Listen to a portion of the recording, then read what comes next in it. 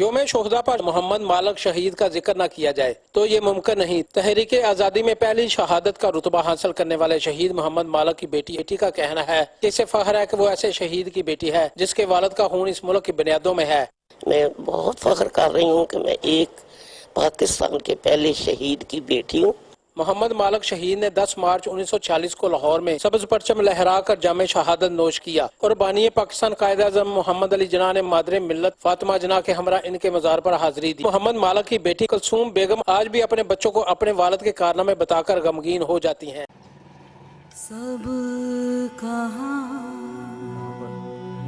کچھ لالا گل میں نمایاں ہو گئی، سب کہاں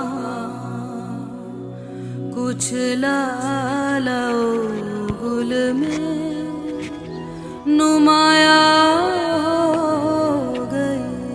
یہ پورا عید کا ماحول ہے۔ خاک میں کیا صورتیں ہوں گی کہ پنہاں ہو گئی،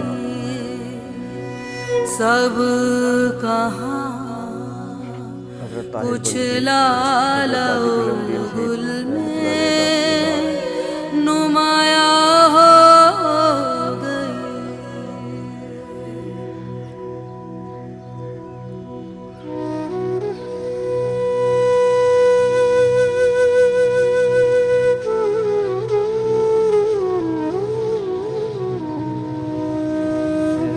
کا مزار ہے۔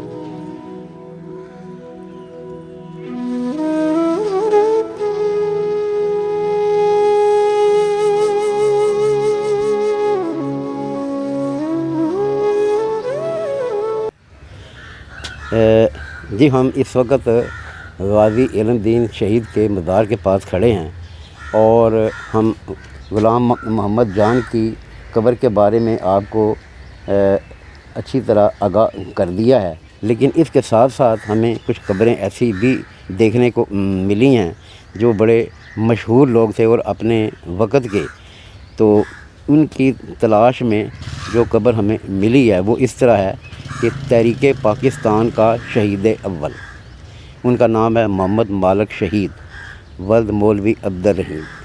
ان کی شہادت کی تاریخ جو ہے وہ ہے 10 مارچ 1946، اس وقت ان کی عمر 19 سال تھی۔ اسلامیہ کالج لاہور کا یہ قابل فخر سپوت ایک عظیم الشان جلوس میں شریک تھا جو اس وقت کے متعصب انگریز گورنر کے خلاف لاہور کے طلباء نے احتجاج کے طور پر نکالا تھا۔ سناتن دھرم کالج کے ہندو طلباء نے شرکاء پر خشت باری کی، ایک اینٹ لگنے سے محمد مالک شہادت کے مرتبے پر فائد ہو گئے۔ جنازے میں 1 لاکھ سے زائد افراد شریک تھے۔ محمد مالک ہماری تاریخ آزادی میں نوجوانوں کے ولولہ انگیز کردار کی زندہ علامت ہیں۔ ان کی شہادت ہماری تاریخ آزادی کا ایک زرعی باب ہے۔